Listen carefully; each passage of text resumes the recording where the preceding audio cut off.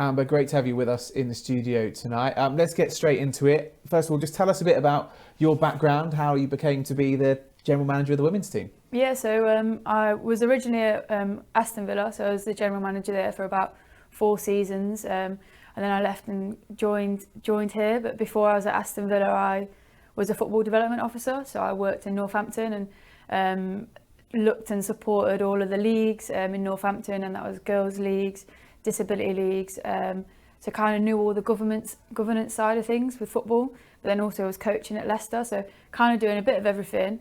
Wanted to get into full-time like elite football, that's why I went to Aston Villa. Really enjoyed it. We got the team promoted from the Championship into the Super League, and I just really wanted to do it again, so that's why when Watford obviously secured getting into the Championship, I thought I want to do it again, and I want to do it at Watford, so that's why I'm here now. Yeah, amazing. So you've pretty much witnessed the whole meteoric rise of women's football over the last kind of 5 or so years.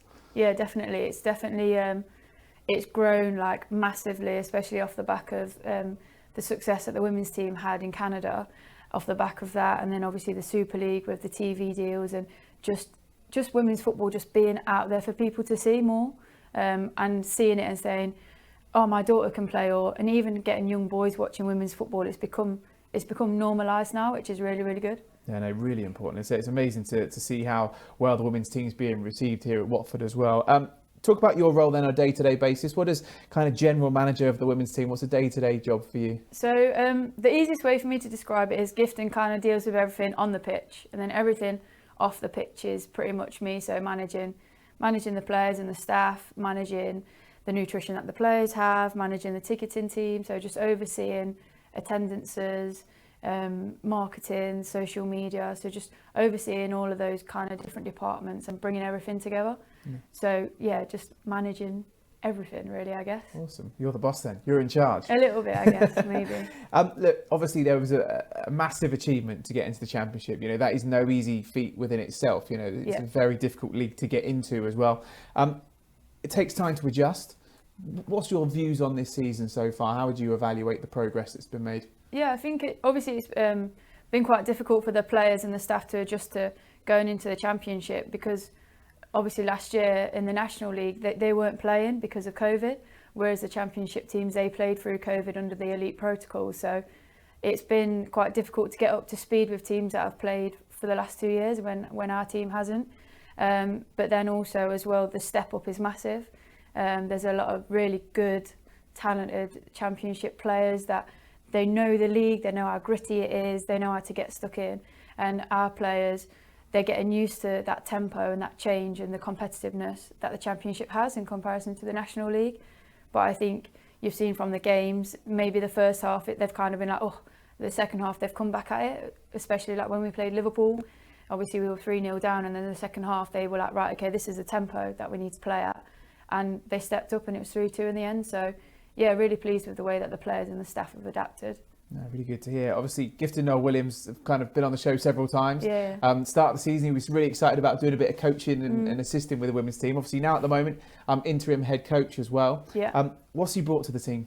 He's just brought such a real good energy to the players. Obviously, we're sitting bottom of the table just before Christmas, but he's came in with such a good energy and vibe, and he's just making the players fall back in love with football again. And I think that's really important. No one ever plays football to earn money. They play football because they played it on the streets and they grew up watching a team and they've fallen in love with it. So he's getting the players to really enjoy their football and be really creative on the ball, and be competitive off the ball. And I think he's just given a real buzz around the training ground, and especially on match day. So yeah, he's brought a lot since he's come in. And the players' reaction to Gifton as well? Yeah, I think they like him. He's got a few little tricks up his sleeve with things that you wouldn't know as a coach, but he's got he knows from playing. So some of the strikers have really taken to him because he's got loads of little tips that he gives them. And the players are really enjoying his stories and his experiences that he's sharing with them. It's great. Now, I've seen, obviously, you said that Gifton identified a number of areas which he believes he can improve. Can you kind of tell us a bit more about those? Yeah, so I think obviously from the transfer window, you'd probably look at the players that we've bought in, and it's quite defence heavy, but the players that we've bought in are really exciting players, really competitive players. They're young, and again, I think that comes from Gifton's experience of making his debut so young for Watford. So we want to give young players an opportunity. So I think the things that he's looking at is giving young players a chance, and being robust and being physical and being able to outsee 90 minutes. Obviously with the women's game as well, you've got some clubs that are full-time professional, they're playing full-time, other clubs are part-time. How much an effect does that have from your side as a general manager? Of course, with when players are coming in with a men's team every single day, the whole nutrition's a lot easier to monitor, because they can come and have breakfast and lunch and maybe have a bit of dinner or whatever. From your side, how much of a challenge is that for you when a team isn't full-time, to try and grow to become that full-time side? Yeah, I think it's really difficult actually, because with the full-time players at other clubs, obviously they come in, they train more, they obviously get an opportunity to do analysis more. But I think the biggest thing for me is they can recover more. So our players, as soon as they finish training at 10 o'clock, they're then in the car, they're driving half an hour maybe, and then they're getting up at 6 o'clock in the morning to then go to their full-time job. So then as soon as they finish their full-time job, they're straight in the car again, and then they're at training.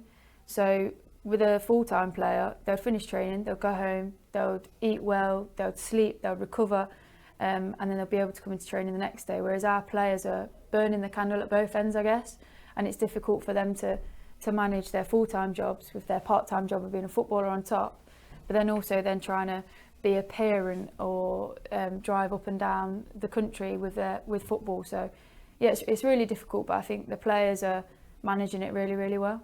Yeah, it's really good to hear.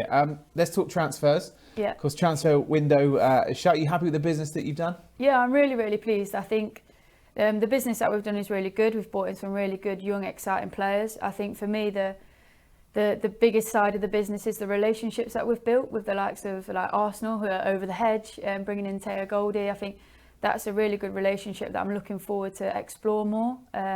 With them bringing through some really young talent, and we can offer them opportunities to play in a competitive league rather than them sitting on the bench for the first team when they've got like Miedemar playing for them. So I think that works really well. Same with Spurs, how we've brought in Morgan Rogers as well. And then we've done a few dual signings as well to support the local like grassroots teams and also give players an opportunity to play for us. So yeah, I think we've been quite creative with our transfers, and they've definitely offered us a lot on the pitch, the games that they have played. Yeah, looking forward to seeing them in action. Gifton identified a kind of certain players that he kind of wanted to bring in for that second half of the season. What did he think was needed, and what kind of qualities did you then see in those signings you've brought in? Yeah, so we've had quite a few injuries on the back line, so it's important for us to tighten up there and to replace the players that, for example, like Lenny suffered from an ACL injury, so we needed to replace her. So yeah, we wanted to bring in defenders, but at the same time, Gifton is a striker. He wants to play good football. He wants to play exciting football. So we wanted to bring in some good defenders, but that can also offer us that attacking flair, and that can get at players and can press and can get in teams' faces. And I think where we're at currently at the table, teams aren't expecting a lot of it from us when we turn up and play. But then when we're pressing and we're working hard and we're working in packs to get the ball back, and then we've got that flair to then go on and score or attack and get some chances. That's basically the way we want to play for the rest of the season. And this is Watford, and we're here to stay in the Championship. So yeah, they're the type of players that Gifton's wanted to bring in. I always love getting the behind the scenes kind of stuff and the inside access stuff. Making the new signings, obviously very busy time for you. In the women's game, does it differ all that much to the men's? Obviously you mentioned dual signing as well. Yeah. I think people that may watch this that are familiar with the lower leagues, they may understand like grassroots football, but just talk us through that kind of dual signing process and bringing a player in, like you say, from the Arsenals and the Tottenhams. Yeah, so in the women's game you can't put a player on a contract until they're 18, so before that they're almost like a free agent, and they'll be on a registration. So if we take Taya for example, so she plays for she's on a registration with Arsenal's academy. So what that means is, because they play in a different competition to us, she can play fixtures for them on a Wednesday, and then on a Sunday she can play fixtures for us. Similar to Evie, she's on a registration with Portsmouth. They're in a different competition to us, so they play in the National League, which is different to the Championship and the Super League. So she can play with them on a Sunday and us on a Sunday, but obviously she won't play at the same time. So like, let's say Portsmouth have got a really big game and they say, look, really need Evie this week and she's not in our squad. It's like, okay, she can go get the minutes with you guys. but next week we need her against Durham. So it's like building that relationship. So it just offers the players more exposure to different types of competitions and minutes. No, massively. Does that also bring its own challenges? I guess that negotiation of when they can play for you and when they can't, or is it kind of quite relatively easy? Yeah, I think we're really fortunate that we have really good support staff, and the players that we've chosen, the clubs that we've chosen to do dual sign, they've got good support staff too. So we just manage their loading, whether that's they wear their GPS through training. So, for example, like again, Taya, she played 90 minutes yesterday. It's centre mid, so she's done lots of running. So tonight when she comes into training for us, she'll probably just do a little bit less running with us, and we'll just manage her loading tonight so she's fresh for the weekend. So yeah, we just keep that dialogue open between the clubs, and it's really easy, and the clubs that we're working with they're really good to work with. Awesome. So you're happy with the kind of signings. I'm guessing that means squad is now settled for the second half of the season. What's the hopes, what's the expectations to finish this season off? I think obviously Gifton's got the energy and he loves football again. Like the main aim for us is to get the players to love football, get the fans to love watching us and to come down to Kings Langley and to come to Vicarage Road. They like the football that they're playing, they want to support us, they want to support Watford Women. So just bringing that love back to Watford Women is key for us, and more importantly as well is obviously climbing the table. With what's happened with Coventry, we don't really want to focus on that. We want to just climb the table. Obviously we're not far behind Blackburn now. It's unfortunate that we couldn't get 3 points at the weekend, but we've obviously got Charlton this weekend, which is going to be a difficult game, but like I said, we're excited to get at them.